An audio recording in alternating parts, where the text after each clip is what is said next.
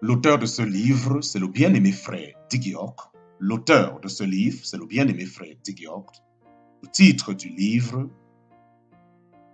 Le dessein éternel de Dieu. Le titre du livre, Le dessein éternel de Dieu. La création de l'homme à l'image de Dieu. Nous sommes toujours au chapitre 3, la chute de l'homme, partie E. Chapitre 3, la chute de l'homme, partie E. La convoitise de la chair. La convoitise de la chair. La femme vit que l'arbre était bon pour la nourriture. Dans le cas d'Ève, il n'y avait aucun besoin de nourriture. Adam et Elle avaient tous les arbres du jardin. Il ne manquait rien pour satisfaire tout désir légitime et tout appétit physique. Le fruit de cet arbre, cependant, promettait de satisfaire son désir coupable pour ce que Dieu n'avait pas approuvé et qui n'était clairement pas sa volonté pour eux. Ceci définit parfaitement la convoitise de la chair. Deuxième, la convoitise des yeux. Deuxième aspect, la convoitise des yeux. Malgré l'abondance de la beauté qui peut nous entourer, rien n'est aussi agréable à regarder que ce sur quoi rien n'est aussi agréable à regarder que ce sur quoi nous avons jeté notre dévolu. C'était le cas d'Ève. Jusqu'à cet instant, elle s'était satisfaite de la beauté du jardin de Dieu. Peut-être avait-elle à peine remarqué la beauté de l'arbre interdit parce qu'elle était parfaitement disposée à l'éviter en obéissant à l'ordre de Dieu. Mais maintenant, les choses ont changé. Soudain, la promesse d'un grand avenir s'est attachée à cet arbre et elle s'est laissée convaincre que les paroles de Dieu à son sujet n'étaient pas vraies. Il y avait une source de vie en dehors de l'arbre de vie de Dieu. C'est dans cet arbre, la connaissance du bien et du mal, qu'il fallait trouver la ressemblance avec Dieu. Soudain, c'était de tous les arbres le plus désirable. En lui se trouvaient les richesses du trésor visuel, la convoitise des yeux. La source de l'erreur d'Ève était le mensonge auquel elle a cru. Ce principe est toujours en vigueur. Si l'on croit les mensonges qui font appel à la chair, on est inclin à ne pas tenir compte de la vérité de Dieu, à désobéir à la parole de Dieu. L'adversaire injecte dans le cœur des désirs qui semblent promettre la vie, mais qui, s'ils sont réalisés, apportent la mort. En revanche, ceux qui se plaisent dans le Seigneur constatent le contraire. Lorsqu'ils le cherchent, Dieu place des désirs dans leur cœur. La volonté de Dieu devient alors le désir de leur cœur et lui obéir leur procure du plaisir. Troisième aspect de ce péché, l'orgueil de la vie. Troisième catégorie de ce péché, l'orgueil de la vie. L'orgueil de la vie. Dans l'état d'innocence dont il jouissait dans la communion avec Jéhovah, l'Esprit de Dieu était au centre de la conscience d'Adam. Ses actions démontraient la volonté de Dieu. La sagesse révélée de Dieu était une directive suffisante pour Adam et l'accomplissement du dessein de Dieu était une motivation suffisante. Pour Adam et Ève, il n'y avait pas d'autre but que d'obéir à Dieu. Aucune connaissance étrangère n'encombrait leur esprit, seulement la connaissance claire et précise que Dieu leur avait révélée. L'homme qui n'était rien en soi, en dehors de Dieu, a vu Dieu agir en lui pour le vouloir et le faire selon le bon plaisir de Dieu. L'homme qui n'était rien en soi, en dehors de Dieu, a vu Dieu agir en lui pour le vouloir et le faire selon le bon plaisir de Dieu. Adam était parfait, sauf pour le potentiel de péché et de la mort qui était enfui dans sa volonté humaine. S'il choisissait de désobéir à Dieu, cela pouvait le séparer de Dieu pour toujours. L'environnement et les circonstances de l'homme étaient idéaux, à l'exception de la présence de cet arbre redoutable et de la subtile personnification du péché déguisé dans la beauté d'un serpent. Mais maintenant, alors qu'Ève se laissa convaincre par le malheur et qu'elle regardait l'arbre interdit, elle y voyait la promesse d'une ressemblance avec Dieu. Il la rendrait aussi sage que Dieu. Elle pouvait être comme Dieu, tout à fait indépendant de lui. Il la rendrait aussi sage que Dieu. Elle pouvait être comme Dieu, tout à fait indépendamment de lui. Quel défi que d'être son propre Seigneur! Qu'est-ce qui pourrait être plus exaltant qu'être son propre Seigneur? La motivation personnelle, la conscience de soi, l'autosuffisance, l'estime de soi, la confiance en soi, moi, le centre de l'univers, je serai comme le Très-Haut. Quel défi que d'être son propre Seigneur! Qu'est-ce qui pourrait être plus exaltant qu'être son propre Seigneur? La motivation personnelle, la conscience de soi, l'autosuffisance, l'estime de soi, la confiance en soi, moi, le centre de l'univers, je serai comme le Très-Haut. Cet égocentrisme amène l'homme à faire de sa volonté propre la propriété. Cet égocentrisme amène l'homme à faire de sa volonté propre la propriété. Cet égocentrisme amène l'homme à faire de sa volonté propre la priorité, à se créditer de ses succès ou de ses bonnes fortunes et à regarder d'un œil étroit ses inférieurs. Le moi est premier, c'est l'orgueil de la vie.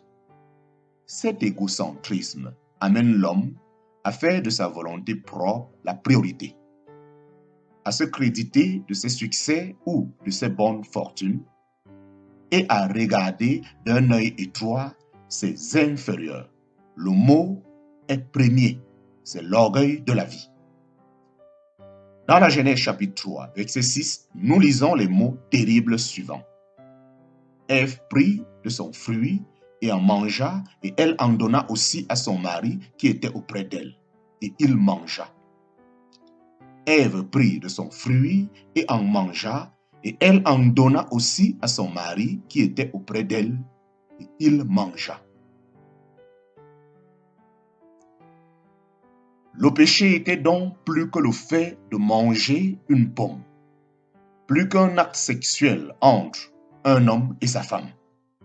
C'était la transition tragique entre le fait de croire et d'obéir à Dieu et d'être le véhicule par lequel il pouvait démontrer sa volonté et le fait de rejoindre la rébellion de Lucifer déchu et de mépriser la vérité de Dieu. La nature trinitaire du péché, la convoitise de la chair, la convoitise des yeux et l'orgueil de la vie avaient été transmises à l'homme. Il avait été confronté à l'adversaire, motivé par la philosophie du péché et avait agi en conséquence. Le potentiel du péché s'était réalisé. La conséquence du péché d'Adam a affecté tous les hommes de toutes les générations. Elle a tourmenté, conquis et détruit chaque personne née de la race d'Adam, grand ou petit. Tous ont succombé à son ultime salaire, la mort. La sentence de mort pèse sur chaque membre de la race d'Adam. La conséquence du péché d'Adam a affecté tous les hommes de toutes les générations. Elle a tourmenté, conquis et détruit chaque personne née de la race d'Adam, grand ou petite. Tous ont succombé à son ultime salaire, la mort. La sentence de mort pèse sur chaque membre de la race d'Adam. Les gens vivent soit dans la terreur du jugement de Dieu, soit dans l'ignorance volontaire de celui-ci. Quelle que soit la façon dont ils s'en sortent, par le déni ou la résignation, Dieu a déclaré: il n'y a pas de juste, pas un seul. Il n'y a pas de juste, pas un seul. Dieu a-t-il déclaré. Car tous ont péché, ils sont privés de la gloire de Dieu. Car tous ont péché, ils sont privés de la gloire de Dieu. Et le salaire du péché, c'est la mort.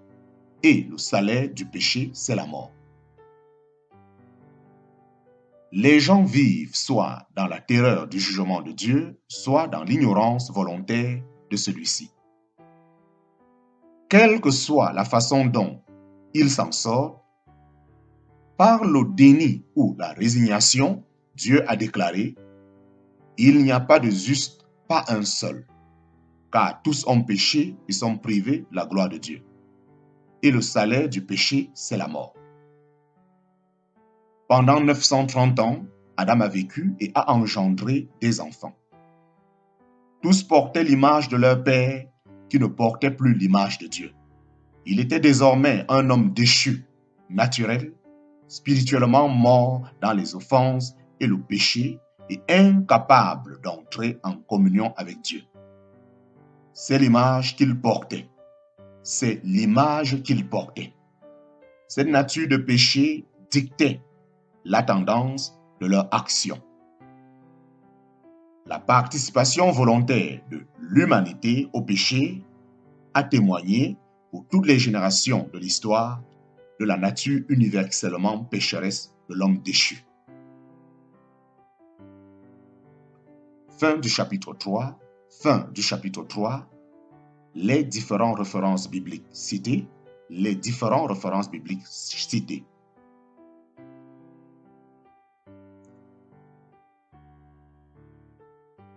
« 1. Genèse chapitre 1, verset 28.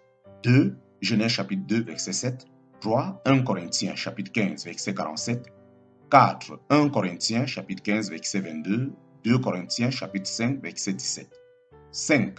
Genèse chapitre 1, verset 27. 6. Genèse chapitre 2, verset 21 à 22. 7. Genèse chapitre 2, verset 7. 8. Genèse chapitre 2, verset 20. 9.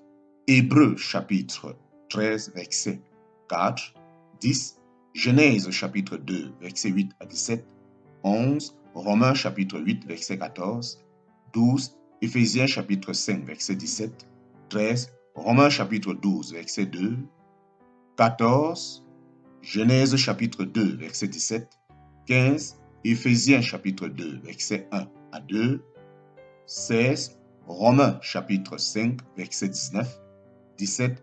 Éphésiens chapitre 3, verset 10. 18. Genèse chapitre 3, verset 1. 19. Romains chapitre 5, verset 14. 20. Psaume chapitre 33, verset 20. 21. Genèse chapitre 3, verset 1 à 3. 22. Genèse chapitre 3, verset 4 à 5. 23. Genèse chapitre 3, verset 6. 24. 1 Jean chapitre 2, verset 15 à 17. 25. Matthieu chapitre 6, verset 19. 26. Psaume chapitre 37, verset 4. 27. Philippiens chapitre 2, verset 13. 28. Romains chapitre 5, verset 12. 29. Romains chapitre 3, verset 10. 30. Romains chapitre 3, verset 23. 31. Romains chapitre 6, verset 23. 32. Genèse chapitre 5, verset 3 à 5.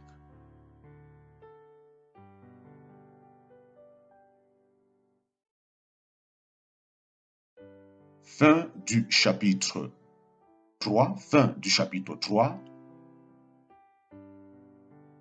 C'est l'image qu'ils portaient. Cette nature de péché dictait la tendance de leur action. La participation volontaire de l'humanité au péché a témoigné pour toutes les générations de l'histoire la nature universellement pécheresse de l'homme déchu. Fin du chapitre 3.